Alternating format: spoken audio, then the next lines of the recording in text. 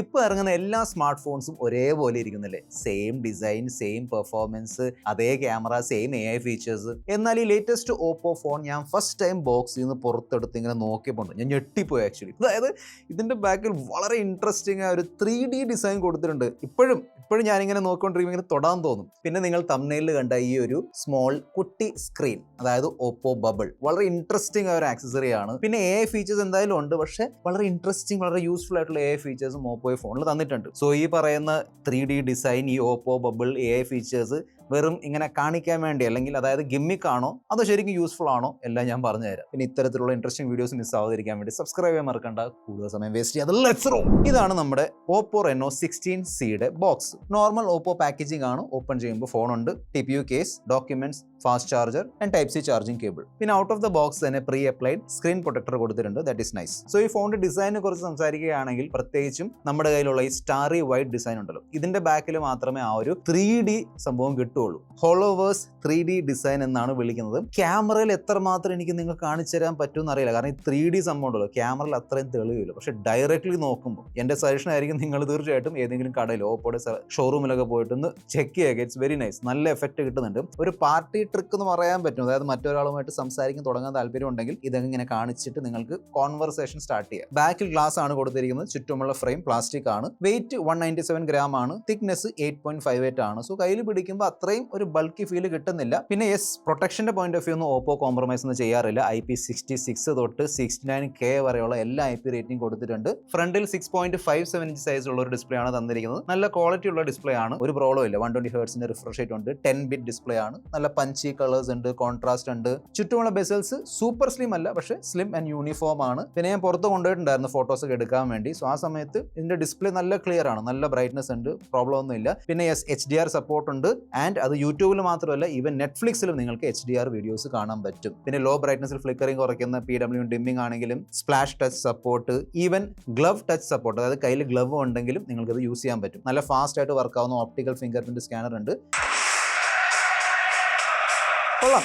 Stereo speakers is nice. 300% വരെ നമുക്ക് push ചെയ്യാൻ പറ്റും. സോ വോളിയൂമിന്റെ പോയിന്റ് ഓഫ് വ്യൂ ഇഷ്യൂ ഒന്നുമില്ല. ഓക്കെ, എന്നാൽ നിങ്ങൾ ആക്ച്വലി കാത്തിരിക്കുന്നത് ഈ കാണുന്ന ഓപ്പോ ബബിളിന് വേണ്ടിയാണെന്ന് എനിക്കറിയാം. സോ ഞാൻ കൂടുതൽ വെയിറ്റ് ചെയ്യിപ്പിക്കുന്നില്ല. എനിക്ക് തോന്നുന്നു ഫസ്റ്റ് ടൈം ആണ് നമ്മൾ ഒരു സ്മാർട്ട് ഫോണിൻ്റെ കൂടെ ഇത്തരത്തിലുള്ള ഒരു ആക്സസറീസ് എക്സ്പീരിയൻസ് ചെയ്യുന്നത്. Okay, so that is first time. Oppo ബബിളിന്റെ ബോക്സ് ഉണ്ടല്ലോ, ആ ബോക്സിൽ ഒരു മാഗ്നറ്റിക് ഇത്തരത്തിലുള്ള ഒരു മാഗ്നറ്റിക് റിംഗ് കിട്ടും. ആ റിംഗ് ഉപയോഗിച്ച് നമുക്ക് വേണമെങ്കിൽ ഈ ഒരു ഓപ്പോ ബബിൾ ഈ ഫോണിന്റെ ബാക്കിൽ മാഗ്നറ്റിക്കലി സ്റ്റിക്ക് ചെയ്യാൻ പറ്റും. സ്റ്റിക്ക് ചെയ്ത് കഴിഞ്ഞാൽ അത് ഇവിടെ എങ്ങനെ അടിപൊളിയായിട്ട് ഇരുന്നോളും, ഒരു പ്രോബ്ലം ഇല്ല. എന്നിട്ട് ബ്ലൂടൂത്ത് വഴി നമുക്ക് ഈ ഒരു ഓപ്പോ ബബിൾ ഫോണുമായിട്ട് കണക്ട് ചെയ്യാൻ പറ്റും. സോ ഈ ഡിവൈസിന്റെ ഏറ്റവും വലിയ അഡ്വാൻറ്റേജ് നിങ്ങൾക്ക് മനസ്സിലായിട്ടുണ്ടാവും. നിങ്ങളുടെ ക്യാമറയുടെ പ്രിവ്യൂ നിങ്ങൾക്ക് ഇവിടെ കാണാൻ പറ്റും. ആക്ച്വലി നിങ്ങൾ പ്രത്യേകം ഓൺ ചെയ്യേണ്ട ആവശ്യം പോലുള്ള ക്യാമറ ഇവിടെ തന്നെ മേളിലേക്ക് ഇങ്ങനെ സ്വൈപ്പ് ചെയ്ത് ഞാൻ കാണിച്ചു തരാം. സ്വൈപ്പ് ചെയ്താൽ ഓട്ടോമാറ്റിക്കലി നിങ്ങളുടെ ഫോണിന്റെ ക്യാമറ ആപ്ലിക്കേഷൻ ഓട്ടോമാറ്റിക്കലി ഓൺ ആവും. എന്നിട്ട് നിങ്ങൾക്ക് ഇതിന്റെ റിയർ ക്യാമറ ഉപയോഗിച്ച് ഹൈ ക്വാളിറ്റി സെൽഫി ഫോട്ടോസും വീഡിയോസും എടുക്കാൻ പറ്റും. സോ നിങ്ങളൊരു വ്ളോഗർ ഒക്കെ ആണെങ്കിൽ അറിയാലോ, നിങ്ങൾക്ക് അറിയായിരിക്കും ബാക്ക് ക്യാമറയാണ് ഫ്രണ്ട് ക്യാമറയെക്കാളും ബെറ്റർ. ഈ ഓപ്പോ ബബിൾ ഉണ്ടെങ്കിൽ നിങ്ങൾക്ക് ഇതിന്റെ മെയിൻ ക്യാമറ വെച്ച് തന്നെ ഹൈ ക്വാളിറ്റി സെൽഫി വ്ളോഗിങ് കാര്യങ്ങളൊക്കെ ചെയ്യാൻ പറ്റും. ഇതാ കണ്ടില്ലേ, ഫോട്ടോസ് എടുക്കാം, വീഡിയോസ്,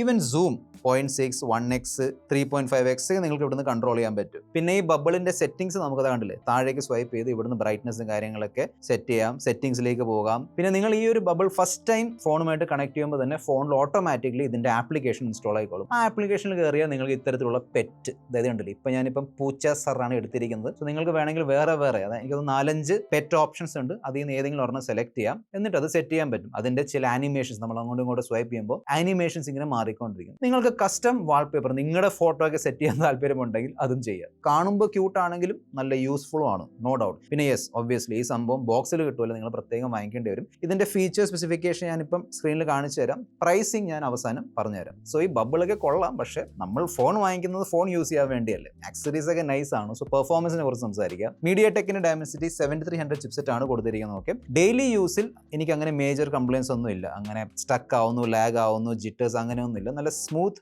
എക്സ്പീരിയൻസ് ആണ് കിട്ടിയത്. ആപ്പ് ഓപ്പൺ ചെയ്യുമ്പോഴും മൾട്ടി ടാസ്കിങ്, സ്ക്രോളിംഗ്, ആനിമേഷൻസ് അതൊക്കെ നൈസാണ്, നല്ല റെസ്പോൺസീവ് ആണ്. ഞാൻ ബെഞ്ച് മാർക്ക് സ്കോർ റൺ ചെയ്ത് നോക്കിയിട്ടുണ്ടായിരുന്നു. ഏകദേശം 1 മില്യൻ്റെ Antutu സ്കോറാണ് കിട്ടുന്നത്. പക്ഷേ ഓണസ്റ്റ്ലി ഞാൻ സത്യസന്ധയോട് പറഞ്ഞുതരാം, ഈ ഫോൺ ഭയങ്കര പെർഫോമൻസ് അല്ലെങ്കിൽ ഗെയിമിങ്ങിനെ ടാർഗറ്റ് ചെയ്തിട്ടുള്ള ഒരു ഫോൺ അല്ല.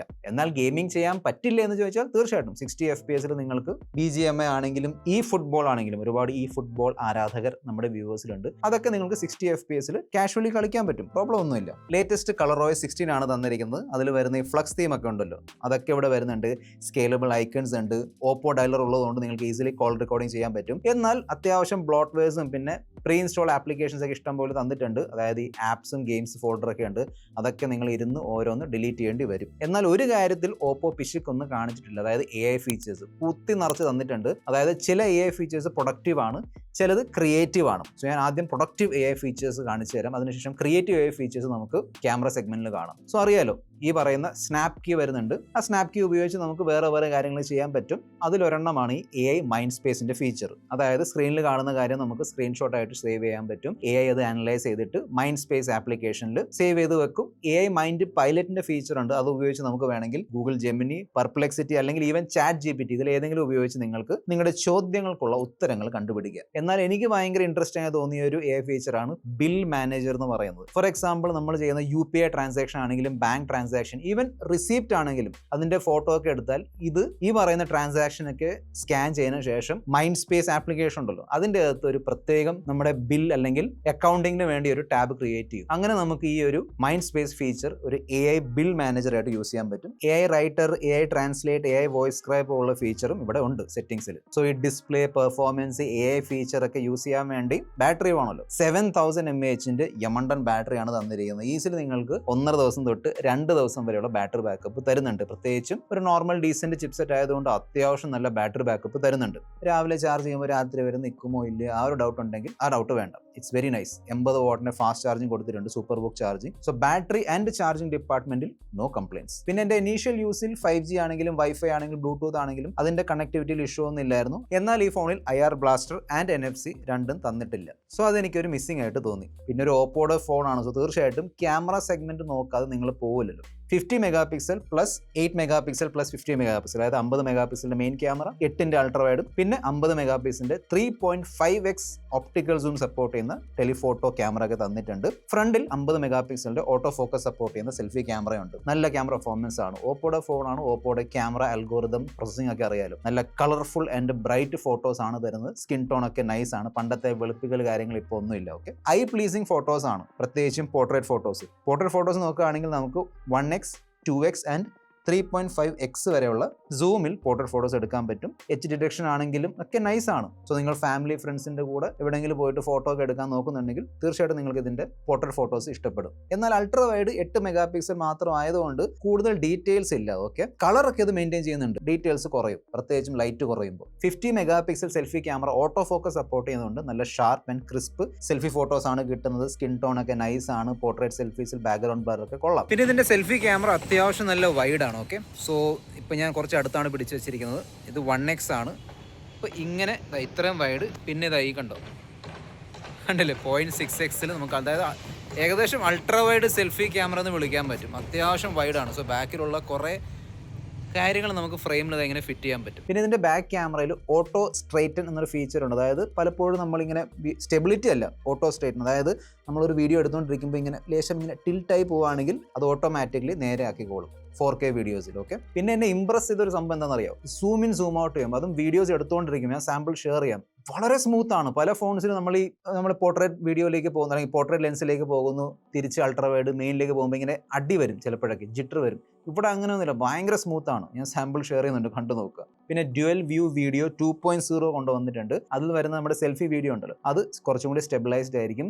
പിന്നെ നമുക്ക് റെക്കോർഡ് ചെയ്തുകൊണ്ടിരിക്കുമ്പോൾ ആ ഒരു സെൽഫി ഫ്രെയിം ഉണ്ടല്ലോ, അത് എവിടെ വേണമെങ്കിലും അങ്ങോട്ടും ഇങ്ങോട്ടും മാറ്റി വെക്കാൻ പറ്റും. AI ഫ്ലാഷ് ഫോട്ടോഗ്രാഫിയുടെ ഒരു ഫീച്ചർ ഉണ്ട്. എന്ന് വെച്ചാൽ അതിന്റെ ബാക്കിലുള്ള ഫ്ലാഷ് ഉണ്ടല്ലോ, നമ്മൾ ഉപയോഗിക്കുന്ന ലെൻസ് അനുസരിച്ച് അതിന്റെ ഇന്റൻസിറ്റി കൂടും അല്ലെങ്കിൽ കുറയും. ഇനിയാണ് ചില ക്രിയേറ്റീവ് ക്യാമറ ഫീച്ചർ, അതായത് പോപ്പ് ക്യാം എന്നൊരു ഫീച്ചർ ഉണ്ട്. ബേസിക്കലി ഫിൽറ്റേഴ്സ് എന്നൊക്കെ പറയാൻ പറ്റും. സോ നിങ്ങൾ ഷൂട്ട് ചെയ്യുന്ന ശേഷം ഫിൽറ്റർ ചെയ്ത് ഇടുന്നതിന് പകരം നേരെ ഇത് അപ്ലൈ ചെയ്യാൻ പറ്റും. For example vintage digi cam, insta film, light leak. Pop out 2.0യുടെ ഫീച്ചർ ഉണ്ട്. മനുഷ്യരെ മാത്രമല്ല, ഈവൻ പെറ്റ്സ് ആണെങ്കിലും വണ്ടികൾ, ബിൽഡിംഗ്, ഇതിനൊക്കെ നമുക്ക് പോപ്പ് ഔട്ട് എടുക്കാൻ പറ്റും. എന്നിട്ട് അത്യാവശ്യം നല്ല, അതായത് നമ്മൾ നോർമലി AI വെച്ച് ഉണ്ടാക്കുന്ന പോസ്റ്റർ പോലുള്ള ഫോട്ടോസൊക്കെ, അതായത് 2-3 ഫോട്ടോസ് ഒരുമിച്ച് കൊളാജ് ആക്കിയിട്ട് ഇങ്ങനെ പോപ്പ് ഔട്ട് എടുത്തിട്ട് നൈസ് ആയിട്ട് ചെയ്യാൻ പറ്റും. Okay, it's very nice. ഞാൻ ചില സംഭവം ട്രൈ ചെയ്തായിരുന്നു, ഷെയർ ചെയ്യാം. ഫോട്ടോസ് ആപ്ലിക്കേഷൻ ഓപ്പൺ ചെയ്തിട്ട് ക്രിയേറ്റിലേക്ക് പോയാൽ പുതിയൊരു ഫീച്ചർ ഇതാ, AI remix collage. It's very interesting. നമുക്ക് വേണമെങ്കിൽ ഒരു വീഡിയോ, ഒരു ഫോട്ടോ ഇങ്ങനെ മിക്സ് ചെയ്തിട്ട് വളരെ ക്രിയേറ്റീവ് സാധനം ഉണ്ടാക്കാൻ പറ്റും. ഫോർ എക്സാമ്പിൾ നിങ്ങളുടെ ഒരു ഫോട്ടോയിൽ നിന്ന് സ്റ്റിക്കർ പുറത്തേക്ക് എടുത്തിട്ട് ചെറുതാക്കിയിട്ട് വേറെ ഒരു ഫോട്ടോ ഫോണിൻ്റെ കൂടെ പ്ലേസ് ചെയ്ത്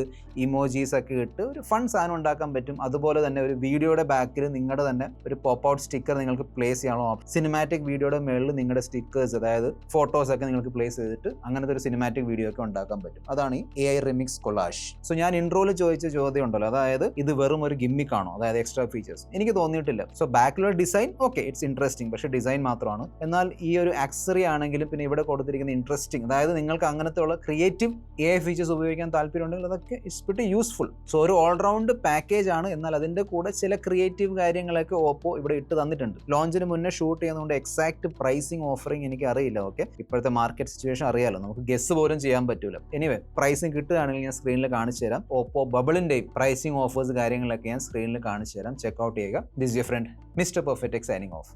ബൈ.